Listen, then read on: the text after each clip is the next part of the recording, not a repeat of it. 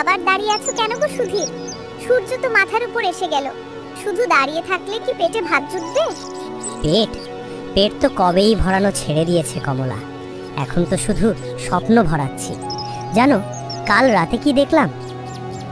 আবার স্বপ্ন? বাজারের দিকে হাঁটো তো, মাছের বাজার আজকেও অগ্নিমূল্য। কি দেখলে শুনি? দেখলাম আমাদের এই উঠোনেই একটা সোনার গাছ, আর সেই গাছ থেকে টুকটাক করে শুধু টাকা ঝরছে। আমি আর তুমি ব্যাগ ভর্তি করে কুড়োচ্ছি। বাবা, সোনার গাছ! আমিও কুড়োবো, তাহলে আর আমায় ছেঁড়া জামা পরতে হবে না। আমি শুধু সন্দেশ খাবো।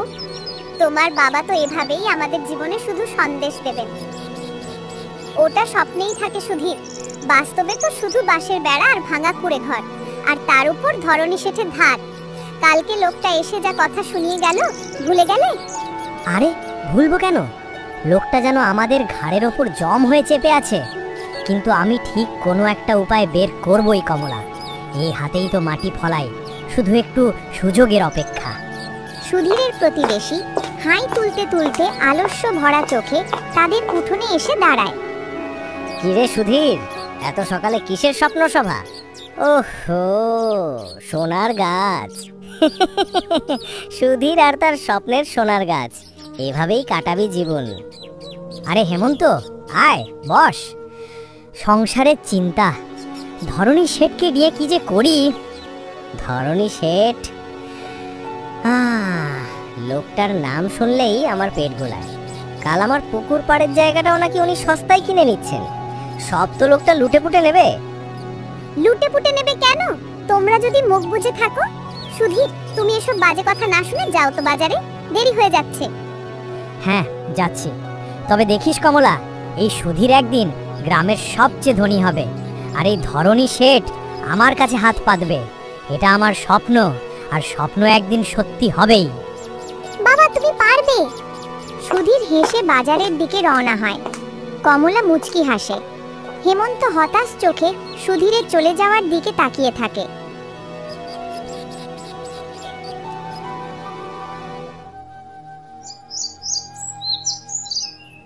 ধরনী শেঠ উচ্চ স্বরে হাসে এবং তার সামনে নোটের বান্ডিলটা টেবিলে ছুঁড়ে মারে। এই গ্রামের সোনার ডিম পাড়া হাঁস হলাম আমি। সবাই খেটে মারে আর আমি বসে বসে করি গুনি। এই সুধীর হেমন্তরা সারা জীবন শাক ভাত খাবে আর আমার কাছে হাত পাতবে। সে উঠে দাঁড়ায় এবং জানালার দিকে হেঁটে গিয়ে বাইরের গ্রামটাকে দেখে। সামনের বছর ওই বড় পুকুরটার পাড়ে একটা মাছ ধরার কারখানা বসালে কেমন হয়? কিন্তু জায়গাটা তো সুধীরের পৈতৃক ভিটের পাশে। উফ, ওই গরিব লোকটা মরার আগে জায়গা বেচবে না। একটা ফুন্দি আটতে হবে। ওই চাষাটাকে কোনো বড় কাজের লোভ দেখাতে হবে, এমন কাজ যাতে ও সহজেই ফেসে যায়। তারপর আমি ওর ভিটে মাটি। সে একটি খাতা খুলে হিসাব লিখতে শুরু করে এবং জোরে জোরে বিড়বিড় করে। আগে সুধীরের কাছ থেকে টাকা আদায় করি, না হলে সে আবার বেশি চালাক হয়ে যেতে পারে। যত অভাব তত আমার লাভ। গ্রামের লোকগুলো বোকা বলেই তো আমি ধনী।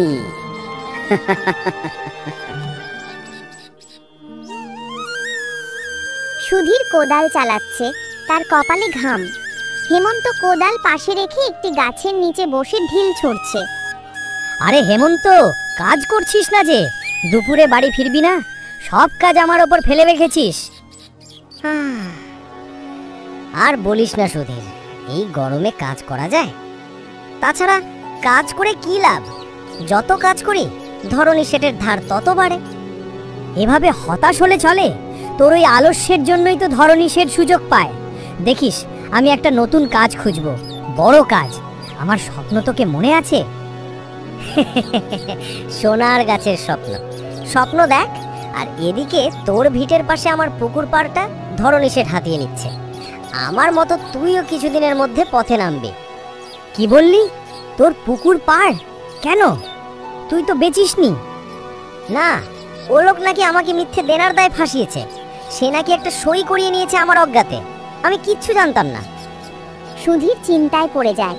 ঠিক সেই সময় কমলা একটি গামলায় ভাত নিয়ে তাদের কাছে আসে। নাও, হাত মুখ ধুয়ে খেতে এসো। তোমরা দুজন শুধু অলক্ষণে কথা বলো। কি হয়েছে রে হেমন্ত? আর বলিস না বৌদি, ধরনী শেঠের চক্রান্ত। চক্রান্ত? জানো সুধীর, আমি বাজারের পথে শুনেছি ধরনী শেঠ নাকি জমিতে নতুন রাসায়নিক সারের ব্যবসা শুরু করছে।